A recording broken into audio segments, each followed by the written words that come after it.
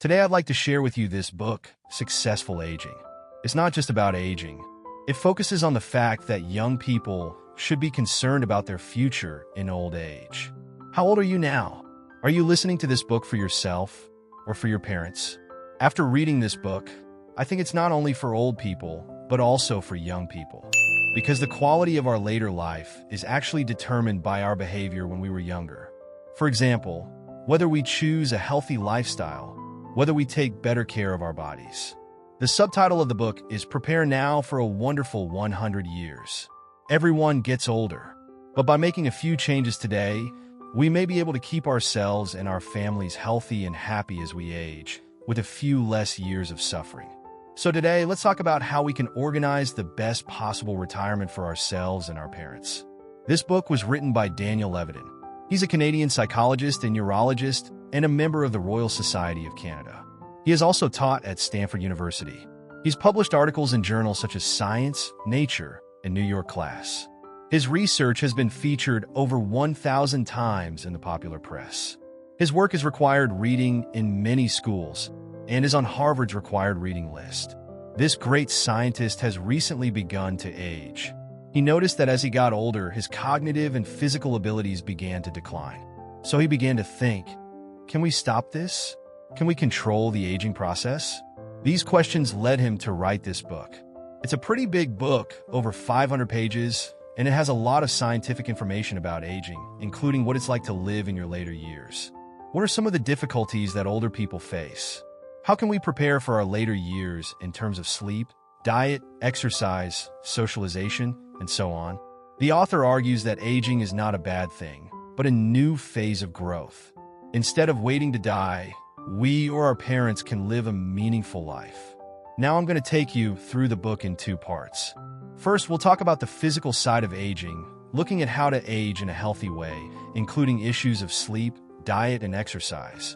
And then we'll look at the mental side of aging and how to grow old happily, and how to deal with loneliness and plan for old age. So let's start reading. In fact, there are 3 basic rhythms of life in our bodies: sleeping, eating, and moving. Let's start with sleep. Everyone has a biological clock inside their body. It controls our schedule, telling us when to get up and when to go to bed.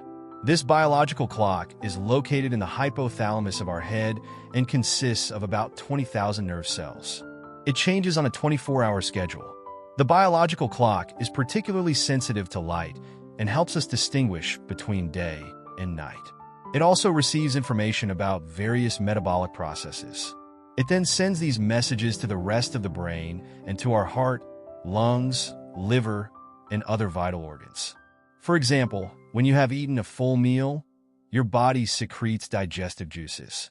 At this time, the maxillary optic chiasma knows and begins to adjust the rate of digestion. So the maxillary optic chiasma is like the dispatcher at a big train station, controlling the timing of all the trains. So what happens to the biological clock as we age? Well, first of all, the biological clock slows down as we age. The ability of the photoreceptors to receive and send signals decreases, and there's a lack of melatonin production. This makes it difficult for the elderly to fall asleep, and the duration of sleep becomes shorter. Second, as they age, they're susceptible to cataracts, a disease that blocks blue light from the retina. This blocks the blue light from the retina, which in turn affects the neuronal signals received by the optic nerve, leading to an irregular production of melatonin, which affects the quality of sleep. Also, after the age of 60, the expression of certain genes in the cerebral cortex can be disrupted, leading to fragmented sleep, increased urination, etc. All of this leads to less sleep, less quality sleep, and an earlier schedule for the elderly. There's an interesting evolutionary theory about why old people move up their schedules, called the sentinel hypothesis. They think that maybe old people move up their schedules because they're adapting to their environment. Because old people can't hunt as well as young people, they can stand guard at night, so that the younger people could rest and be more energetic to hunt the next day. In other words, from an evolutionary point of view, it might be better for the elderly to sleep less in order to survive. More than 40% of people over the age of 65 report sleep problems. More and more studies are finding that sleep deprivation, especially chronic sleep deprivation, can lead to Alzheimer's disease. But in addition to sleep deprivation, it's also important not to oversleep. In fact, too much sleep can be a problem. Studies have found that sleeping less than 7 hours or more than 10 hours a night can increase the risk of high blood pressure. Sleeping too little or too much can affect your mood and increase stress. Too much sleep can even lead to depression. Older people oversleep because they wake up more often during the night, and obstructive sleep apnea can lead to fragmented sleep. The body wants more sleep, and this leads to narcolepsy. So how do you develop good sleep habits? Well, there's some tips. No matter what your age, these are all good tips for improving your sleep. First, try to go to bed and wake up at about the same time every day. The length and quality of your sleep is important, but so is going to bed and waking up regularly. Why is that? Well, it has to do with a biological clock in your body. This biological clock tells us when it's time to go to sleep and then regulates body temperature, hormone production, and other physiological activities accordingly. If your sleep schedule is constantly out of whack, your biological clock will be disrupted and your sleep will be affected. Especially when you're in your 20s or 30s, you may think it's okay to stay up late. But by the time you're in your 60s, you'll feel the impact of poor sleep on your life. Studies have shown that disruption of the biological clock is linked to many diseases, such as weakened immunity, heart disease, cancer, and even loss of life. Second, before you go to bed, remember to turn off any lights that are on. If you want to sleep in total darkness, you can use blackout curtains. Also, don't play with cell phones or other electronic devices because blue light interferes with melatonin production. Before going to bed, you can take a hot bath, read a book, listen to soft music, or go for a walk. Third, pay attention to your diet. Don't eat within 2 hours of going to bed. Otherwise, it will disrupt the biological clock of the liver, stomach, and intestines, leading to insomnia. Choose low-fat, nutritious foods for dinner. Avoid alcohol, as it disrupts the sleep cycle and biological clock. Fourth, journaling before bed can help you sleep. Studies have shown that journaling is relaxing and improves memory. You can also make a list of things you'd like to do tomorrow to help you feel more confident. Some people can't sleep because they worry about unfinished business. Fifth, you can try melatonin therapy and light therapy. Melatonin helps us regulate our sleep cycles, but everyone needs a different dose, and it's best to use it under a doctor's supervision. Light therapy involves waking up in the morning with a running light.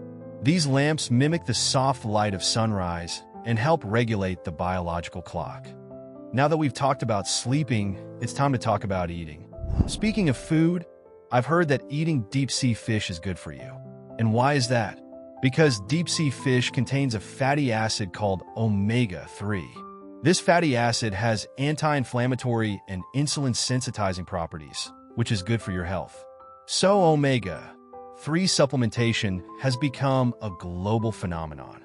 It's a $33 billion market, almost as big as the global music market. And there's also research that says omega-3 supplements can reduce the risk of heart disease. But a 2018 Cochrane systematic review found that taking omega-3 supplements had no significant effect on the risk of cardiovascular disease, coronary heart disease, stroke, or irregular heartbeat. However, a recent report from the National Institutes of Health states that while omega-3 supplements don't reduce the risk of heart disease, people who eat seafood 1 to 4 times a week are less likely to die from heart disease. This means that eating fish is more effective than taking fish oil. Harvard Health Magazine also says that the benefits of eating seafood may come from a combination of fats, vitamins, minerals, and supporting molecules in the fish, not just the omega-3s. It's the same with other foods. Supplements, no matter how good, can't replace the nutritional benefits of fresh fruits and vegetables and whole grains. In addition to what you eat, how much you eat is also important. Benjamin Franklin once said that if you want to live longer, eat less. We all know that controlling your caloric intake slows down the aging process. This is because it slows down the body's metabolism and reduces cellular damage. In recent years, scientists have also discovered that calorie restriction also triggers changes in metabolic responses, specifically lower insulin levels. High insulin levels can lead to obesity, weakened immunity, and even irregular heartbeat. Calorie restriction simply means eating less, which can lower insulin levels and slow aging. There are many popular methods of calorie restriction. For example, not eating dinner, not eating 1 or 2 days a week, and so on. Of course, sudden and drastic calorie restriction is risky. It can lead to malnutrition, eating disorders, gastrointestinal problems, and so on. So it's best to consult your doctor first, and then work out a reasonable plan based on your personal situation. However, the author believes that in the long run, the advantages of intermittent eating outweigh the disadvantages. In general, the author has reviewed hundreds of papers and concluded that the most beneficial dietary advice for the elderly is actually very simple. Eat, but don't eat too much. Eat more fruits and vegetables. Occasionally, you can indulge in chocolate or ice cream. Let's move on to exercise. Although aging is inevitable, we can minimize its effects by modifying our diet, socialization, sleep quality, and exercise habits. And exercise is definitely the most important factor. We all know exercise is good for us. So, how does exercise help our brains? There's a neuroscientist at the University of California named Scott Grafton who has long said, "Our brains are not designed to sit and think, they're designed to move and adapt." So exercise has two major benefits for the brain. One, it gets the blood flowing throughout the body and oxygenates the brain. And it strengthens the brain by solving problems. For example, running on a treadmill can oxygenate the brain, but it cannot exercise the brain's ability to explore and remember. On the contrary, when you go outdoors to climb mountains, hike, ski, or just walk around in nature, you have to constantly adjust your foot position and walking style to stimulate the brain, especially the hippocampus, which is related to memory. So a lot of studies have found that more exercise can really help improve memory. This idea is called deep cognition, which refers to our physical characteristics. It means that the characteristics of our bodies, especially our sensory and motor systems, play a key role in cognitive processes. The brain affects the body, and the body affects the brain. And that explains why children can't remember anything before they're 2 years old, and only bits and pieces before they're 6. For one thing, they can't run around enough to activate the spatial system in the hippocampus. For another, it's because the spatial system in the hippocampus isn't ready to record spatial memories as accurately as it does in adults. When older people don't exercise as much, the hippocampus doesn't get the exercise it needs, so it tends to atrophy. This not only affects memory, but can lead to cognitive problems such as poor thinking, coordination, and problem-solving skills, and even general cognitive decline. Deep cognition theory also tells us that our cognitive and perceptual abilities are enhanced by our interaction with the environment, so that we can better understand the world around us. When we have less interaction with the environment, we feel less in control and less motivated to face life's difficulties. Losing control of the environment can be one of the worst things that can happen to an older person. To slow this process, we need to get moving. Studies have shown that physical activity not only improves memory and cognition, but also prevents neurological diseases such as Alzheimer's. But physical activity isn't just about exercise, just walking, interacting with your environment. You don't have to be as active as a young person. Even light activity is better than staying on the couch and watching TV all day. And you don't have to go to the gym every day. Just change your routine a little. For example, when you park your car, choose the space farthest from the elevator. Riding your bike to work instead of taking the subway. Take the stairs instead of the elevator. Go for a walk, and so on. Walking outside is the best way to keep your brain active. Neurologist Gerald Grafton is a big fan of the benefits of outdoor activities. He says that getting seniors out of their familiar surroundings only slows down the aging process. New environments are refreshing and keep the brain active. That's why so many seniors love to travel.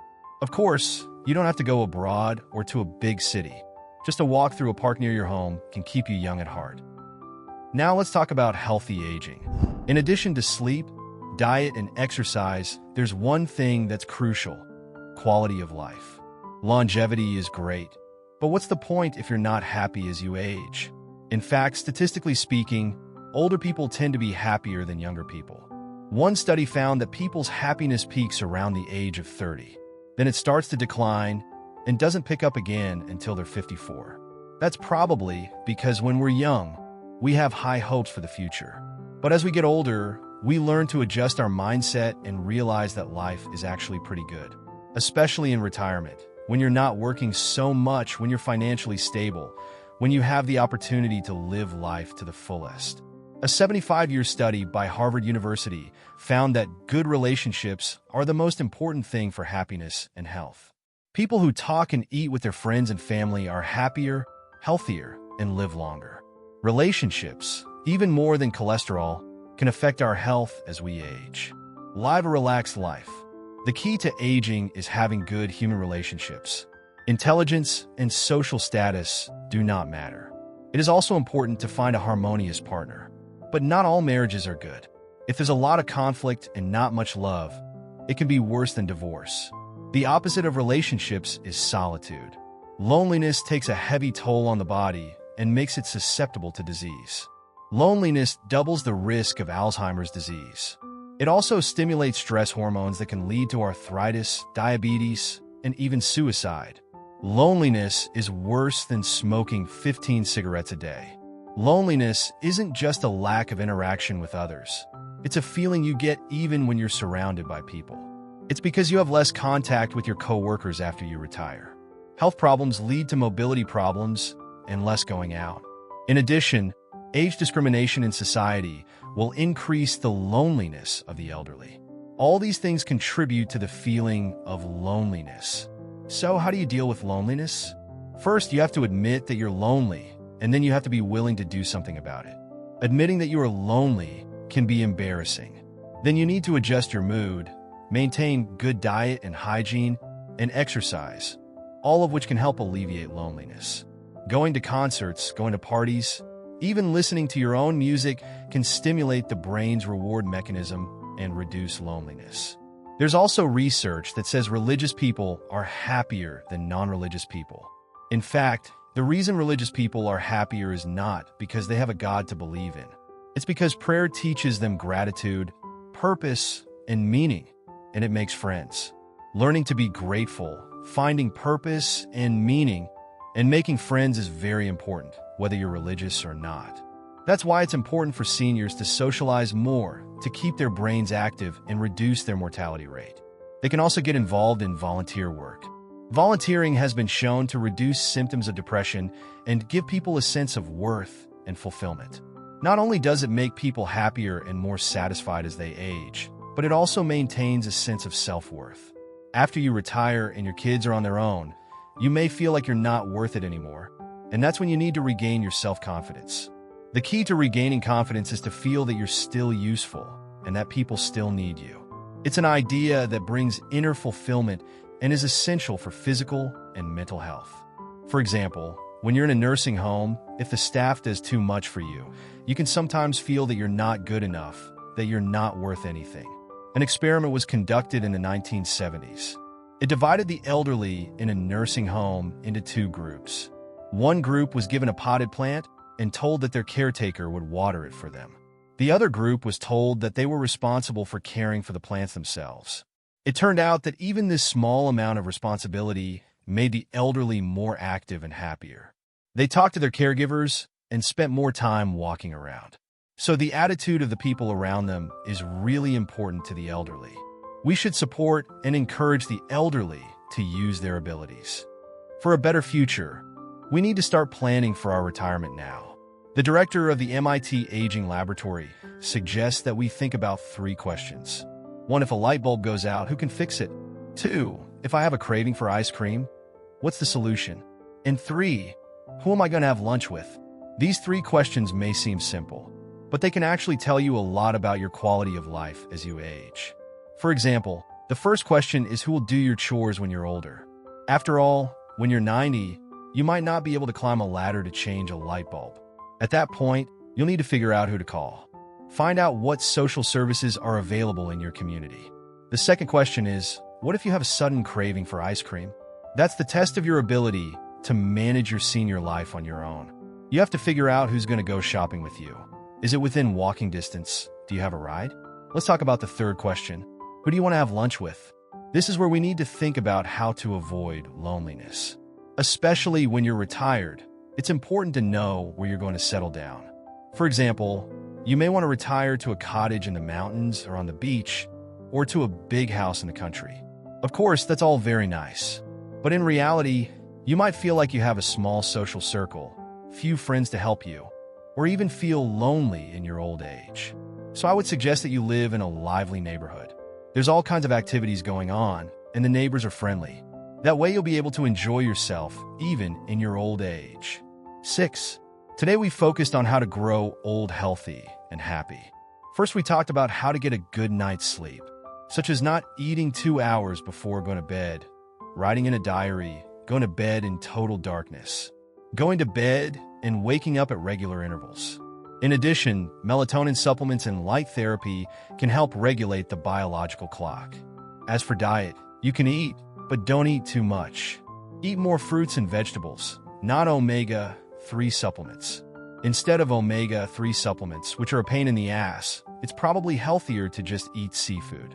Then we talked about how to spend our old age in a relaxed and happy way. Making friends is key, and we must not lose our self-confidence. Learn how to deal with people and understand these life issues. Prepare ourselves or our parents in advance. At the end of the book, the author lists several key elements of life in old age. I would like to share them with you here. First, be responsible so that you can take better care of yourself. Second, participate in more of the outdoor activities we mentioned earlier. Third, communicate with people more, because this is one of the most complex tasks our brains can do. Finally, learn more new things. This can exercise our brains and prevent Alzheimer's disease, rigid thinking, and nerve atrophy. Well, that's it for today's episode. If you liked it, please give me a like to support me. You can also leave me a message in the comment section. Tell me your views and opinions. Thanks, and see you next time.